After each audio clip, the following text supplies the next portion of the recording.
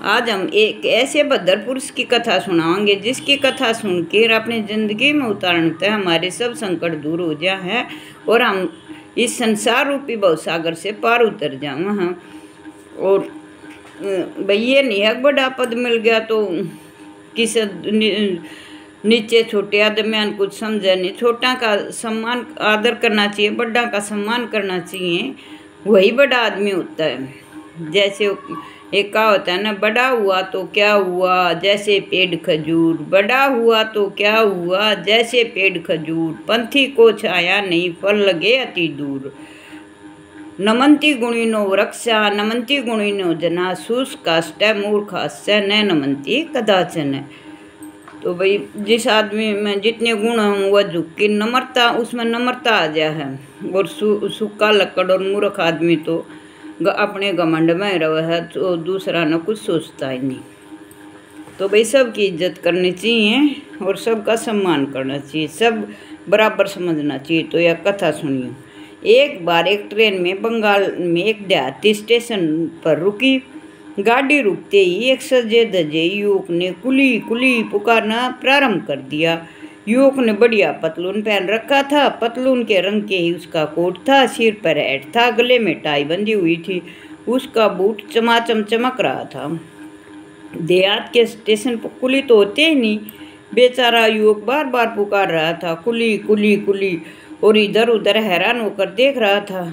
उसी में वहाँ सादे और स्वच्छ कपड़े पहने एक सज्जन आए। उन्होंने युवक का सम्मान उतार लिया और युवक ने उनको कुली समझा। वह उसे डांटते हुए बोला, तुम लोग बड़े सुस्त होते हो, मैं कब से पुकार रहा हूँ तुम्हें सुनाई नहीं देता? अब मेरा सामान उठाओ और मेरे आगे आगे चलो। उन सज्जन ने कोई उत्तर नहीं दिया। युवक के पास आया और हाथ में ले चलने का एक छोटा सा बक्स था, एक हैंड बैग था और एक छोटा सा बंडल भी था उसके पास। उसे लेकर युवक के पीछे पीछे वह घर तक गई, उसका सामान लेकर और चल पड़े। घर पूछकर युवक ने उन्हें देने के लिए पैसे निकाले, लेकिन पैसा लेने के बदले में वे सज्जन पीछे लौटते हुए बोले, धन्यवाद।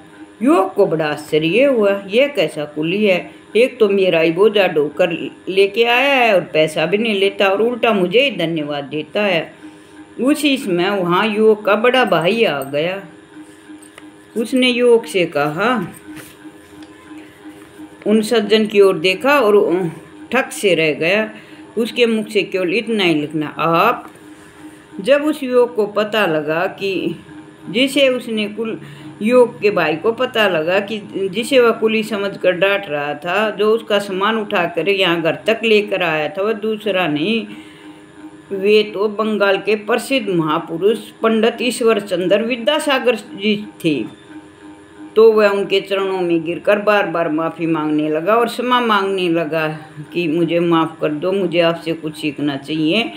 ईश्वर चंद्र जी ने उसे उठाया और कहा, इसमें क्षमा मांगने की कोई बात नहीं, हम सब भारतवासी हैं, हमारा भारत अभी गरीब है, हमें अपने हाथ से अपना काम करने में लज्जा नहीं करनी चाहिए।